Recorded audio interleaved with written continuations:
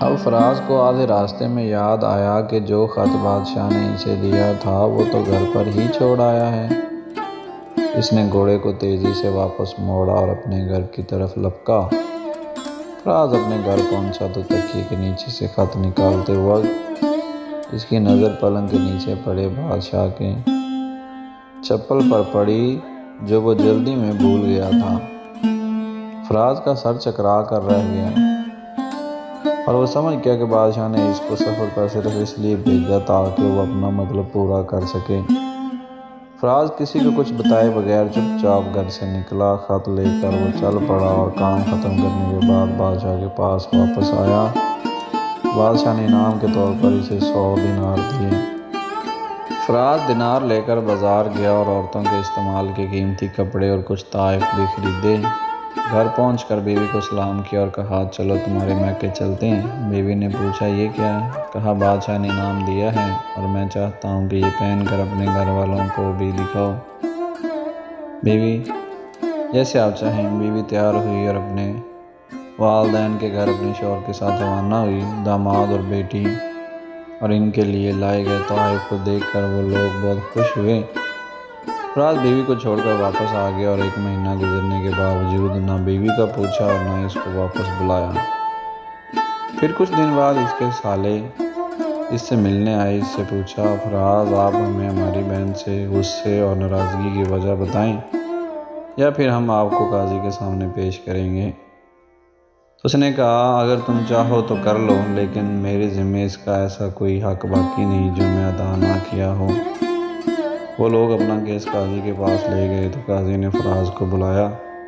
قاضی اس وقت بادشاہ کے پاس بیٹھا ہوا تھا۔ لڑکی کے بھائیوں نے کہا اللہ بادشاہ سلامت اور قاضی و قضاء کو قائم و دائم رکھیں۔ قاضی صاحب ہم نے ایک سرسبز باغ، درخت پھلوں سے بھرے ہوئے اور ساتھ میں میٹھے پانی کا کنواں اس شخص کے حوالے میں دیا تو اس شخص نے ہمارا باغ اجاڑ دیا، سارے پھل کھا لیے اور درخت کاٹ لیے اور کنویں کو خراب کر کے بند کر دیا۔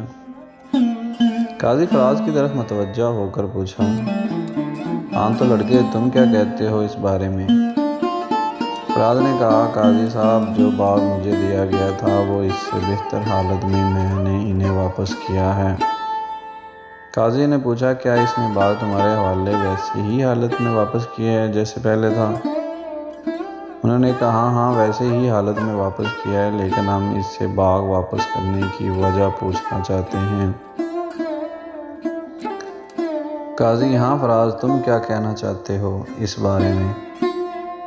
فراز نے کہا قاضی صاحب میں باغ کسی بغض یا نفرت کی وجہ سے نہیں چھوڑا بلکہ اس لیے چھوڑا کہ ایک دن میں باغ میں آیا تو اس میں نے شیر کے پنجوں کے نشان دیکھے تو مجھے خوف ہوا کہ شیر مجھے کھا جائے گا، اس لیے شیر کے اکرام کی وجہ سے میں نے باغ میں جانا بند کر دیا۔ بادشاہ جو ٹیک لگائی یہ سب کچھ سن رہا تھا، اٹھ کر بیٹھ گیا اور کہا فراز اپنے باغ کی طرف امن اور مطمئن ہو کر جاؤ، واللہ اس میں کوئی شک نہیں کہ شیر تمہارے باغ میں آیا تھا لیکن وہ وہاں پر نہ تو کوئی اثر چھوڑ سکا، نہ کوئی پتا توڑ سکا اور نہ ہی کوئی پھل کھا سکا۔ وہاں پر تھوڑی دیر رہا اور مایوس ہو کر لوٹ گیا۔ خدا کی قسم میں نے کبھی تمہارے جیسے باغ کے گرد لگے مضبوط دیواریں نہیں دیکھی۔ تو فراز اپنے گھر لوٹ آیا اور اپنی بیوی کو بھی واپس لے آیا۔ نہ تو قاضی کو پتہ چلا اور نہ ہی کسی کو کہ ماجرا کیا تھا۔ کیا خوب بہتر ہے اپنے اہل و عیال کے ساتھ راز چھپانا تاکہ لوگوں کو پتہ نہ چلے، اپنے گھروں کے بھید کسی پر ظاہر نہ ہونے دو۔ اللہ آپ لوگوں کی اوقات خوشیوں سے بھرے، آپ کے اہل و عیال کو اور آپ کے مال کو اپنے حفظ و امان میں رکھے، آمین ثم آمین۔